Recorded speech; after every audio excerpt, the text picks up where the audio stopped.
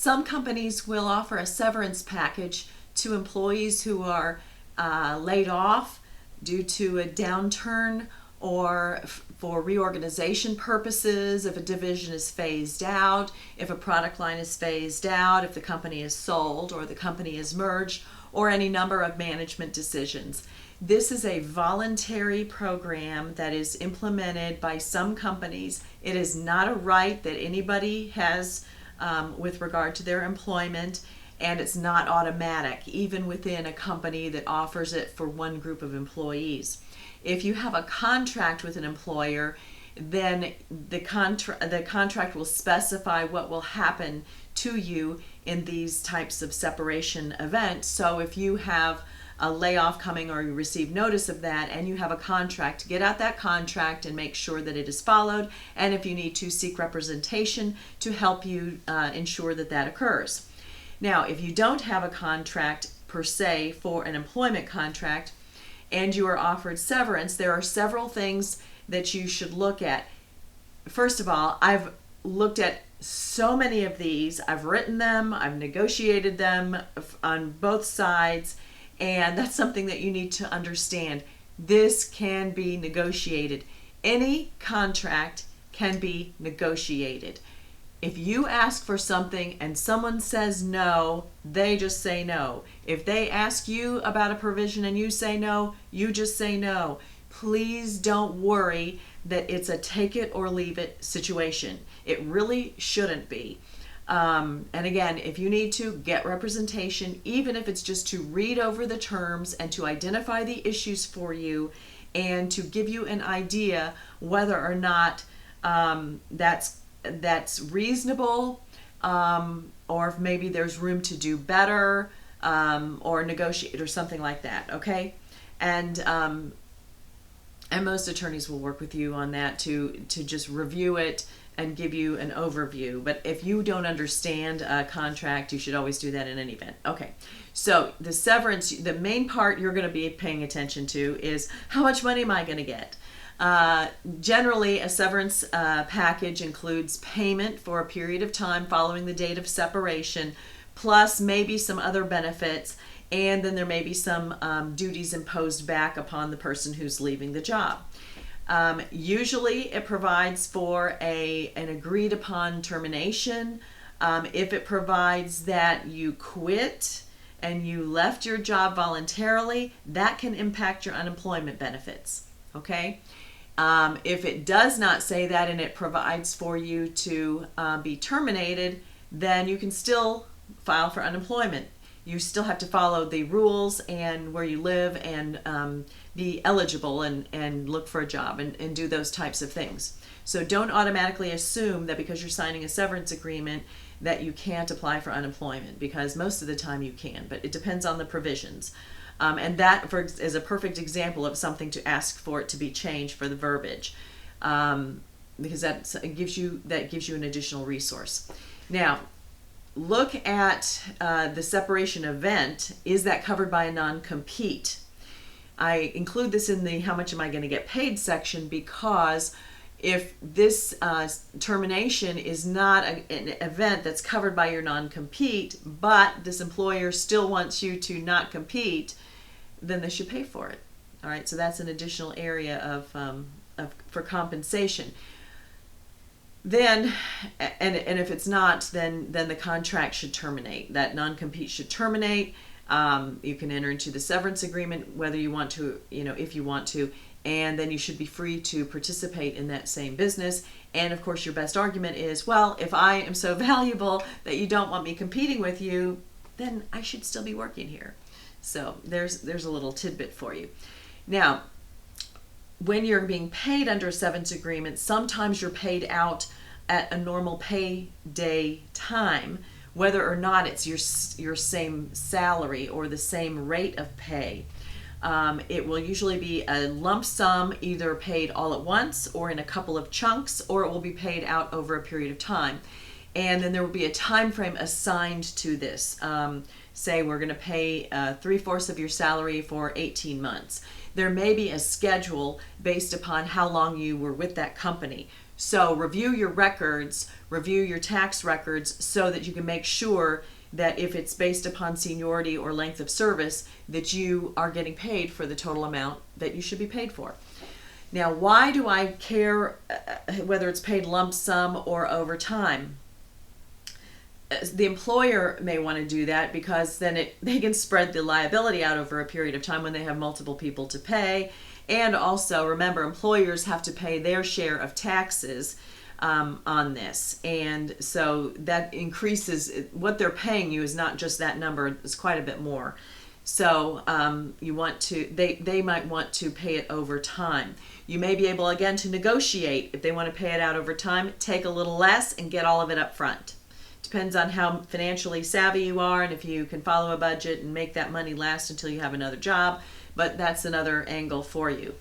But either way, you need to check the withholding that you have been using for your regular paycheck, because this severance amount, depending upon what time of year it is, if you're coming up on the end of a year and you had a $50,000 salary and they're going to pay you multiple times more than that, maybe 3 or 4 times, and it's going to be a lump sum and it's right at the end of the year, that's going to impact your taxes. So you want to modify your withholding, or at least bump up your withholding to have more taken out of that big check so that you don't roll into the next year and have a bigger tax liability. Same scenario, well, not same scenario, but same question if it's paid out over a period of time and the net the gross amount that you're receiving is less than what you were being paid before. Again, adjust your withholding so that you have your necessary cash flow, and check those amounts. Now, if you are receiving a lump sum, unless your payroll people pay attention, the way a payroll service or others usually work is whatever that amount is being paid to you, I don't know why they do this, but they somehow plug it in that, so you're going to get a bonus, a severance of $50,000. It'll plug it in that's your new pay rate. And they're going to take a chunk out of that. So you want to make sure that if you're not subject to backup withholding and different things like that, you check your tax liability with your accountant, where you are in the year, look at your stub, talk to the payroll people, and make adjustments. They're allowed to make those adjustments, so you should be aware going into this, so that you can use that money to cover your liability for that payment. Now, sometimes you'll receive pay, sometimes you'll receive other things. One thing to check, if there is a retirement plan that you're enjoying, can you use part of that severance and use a percentage of that and go ahead and contribute to your 401k? What about a stock option? Can you get additional stock options? Do the stock options apply only if you work for the company, or can they be used outside? Find out. Do you have several, I don't want to say piles of stock options. Do you have some that have options that have built up, and are they exercisable now? Do you want to go ahead and exercise those with additional money that you've been saving up to do that? Maybe your company is downsizing because they've got this new great invention. You just don't happen to work in that area, but they're going to go gangbusters and you want to take advantage of it. Use that in your negotiations. By the same token, can you use part of the money that you're getting to buy additional stock options if that's something that you want to do? Talk to them about that. Before you agree to the amount that you're going to be paid, are you right now eligible, when this is happening, are you eligible for a bonus or additional commission or incentive pay? And there's lots of different things that they call it. Or is that coming soon? Did this happen like the week before those numbers came out? But do you know what your numbers are? Use that information to help yourself. You don't necessarily need to tell everybody in your department or everybody in your company either about what you plan to do. You are looking out for number one, which is you. What they do with anybody else is up to anybody else. If you go seek counsel and you get some information, or you watch this video and you get some ideas, well, I encourage you to share the video, but let them come up with their own plan. Remember that you're looking out for you. And if they pay everybody, they're not going to be able to pay you the additional amount that you might want or that you might feel that you deserve. Now, coming up back onto benefits. Health insurance, COBRA or state continuation should be a part of any separation, regardless of whether it's severance. So find out what that is. Do you know how much is paid on your behalf before you make your additional contribution? Can you prepay that if you're getting a lump sum? Can that be deducted so that you're covered? What is the period of time? Is it 18 months? Is it a shorter period? Is it a longer period? How much is it going to cost you? Have they already negotiated next year's rate so that you can plan for that? Find out. Is there disability coverage? Is there life insurance coverage? Will they continue that for you for a period of time at their cost? And then can you take that over?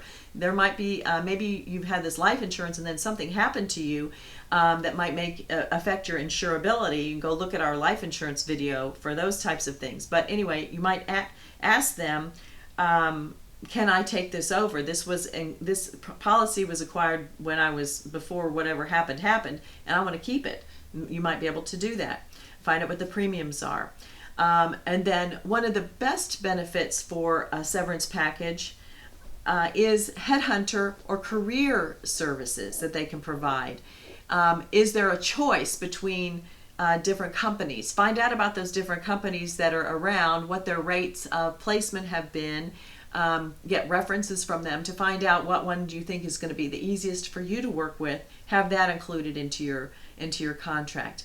And then over all of this, keep in mind the statistics on how long it takes a person in your position or similar position with your experience to find new employment. Keep that in mind as you negotiate or discuss both the pay and the other benefits. How long is it going to take for you to find a new job? And use that information as a bargaining chip. And with these different things, that takes care of the pay and the benefits. Now, the main reason that a severance is offered is to get waivers. So expect waivers to be included in this document. Waivers of ADA, Americans with Disabilities Act, age discrimination, gender discrimination, medical or racial discrimination claims. There will be a whole bunch of acronyms and case statute sites in there because they're buying a closed package. You're moving on, they're paying for this, they're getting their waivers, they don't have to worry about an EEOC charge coming later or some type of state discrimination matter. So think about that, because if you sign that waiver, you're done. If this separation is as a result of a lengthy illness or something that doesn't otherwise affect your ability to do your job, think about it before you sign, and again have somebody look it over for you. But hopefully these tips will be helpful for you. If they are helpful for you, feel free to share it with others. And if you want to see more videos like this, go ahead and hit the red subscribe button. But good luck.